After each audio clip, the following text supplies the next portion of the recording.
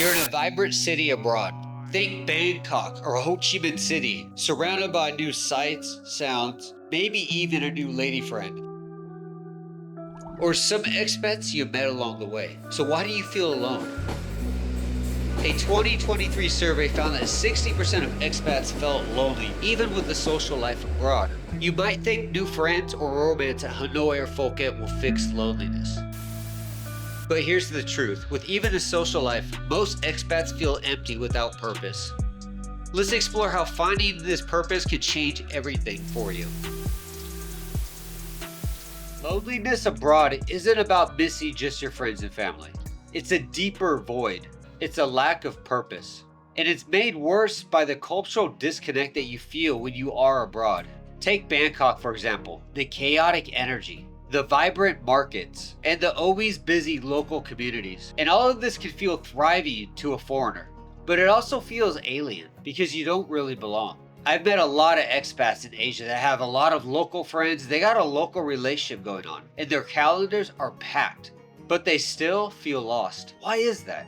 A 2023 Internation survey showed that 60% of expats that are outside of their own country feel lonely within the first couple years. And this was simply because they lacked the why when it came to what their direction of life was. And since the end of the lockdowns, loneliness has only increased over time. You might think dating or getting married in a culture will fix all of this loneliness. It won't. You might think having a bunch of expat friends will solve those nights at home when you feel like there's nothing to do. It won't. And you might think getting a job abroad, working in your new office in a whole new world will solve your motivation. It won't. So the idea of getting a local job, having local friends, or getting married will be some kind of instant connection to your new home. It's not true. It's just part of the puzzle.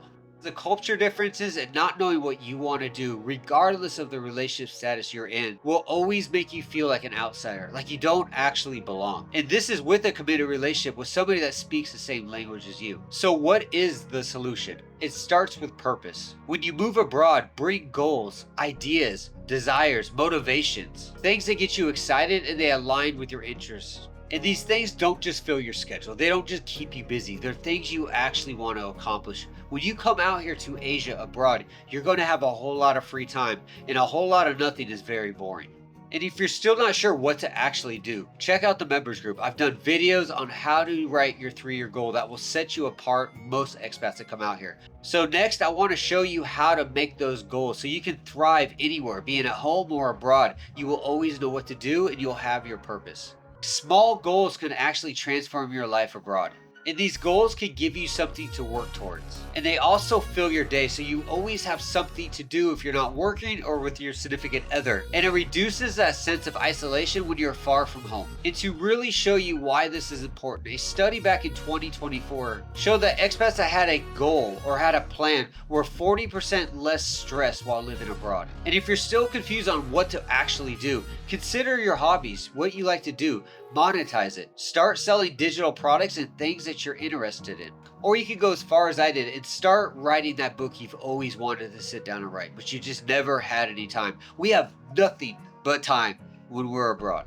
And when it comes to these goals, just a little piece of advice, don't lock them into where you're staying. These types of goals are going to be very challenging when you have to travel or due to visa regulations that you will have to go through while you're abroad.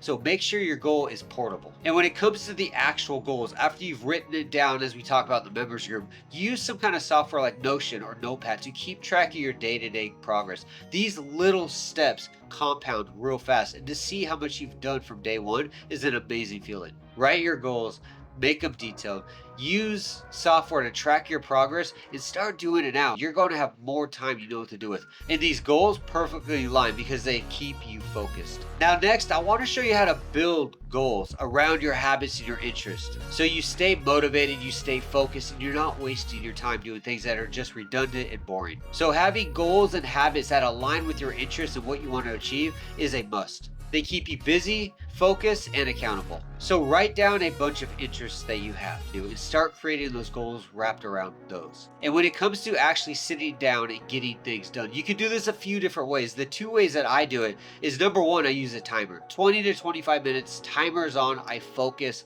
After that, I take a 5-minute break. Sometimes I take an hour break. Number two kind of goes back to how life was back in the West. When you work 9 to 5, you got to schedule. You got to maintain schedules. I give myself blocks of schedule. So when I wake up in the morning, I have a deadline to finish my work. Set blocks. And within those blocks, you can still use that timer. And before you go to bed, make sure you review what you're going to do the next day. This helps you wake up, know exactly what to do, not grab your phone and just get straight to what needs to be done. And this takes us back to the beginning of the video when I said 60% of expats feel lonely abroad. This is because they don't have goals. They wake up hungover with a random person or just confused. If you're waking up with goals and objectives, you're not going to feel alone. So now we know how to stay focused and stay motivated so we don't get lonely abroad. But when you are far from home, there is something that always comes to mind: your family.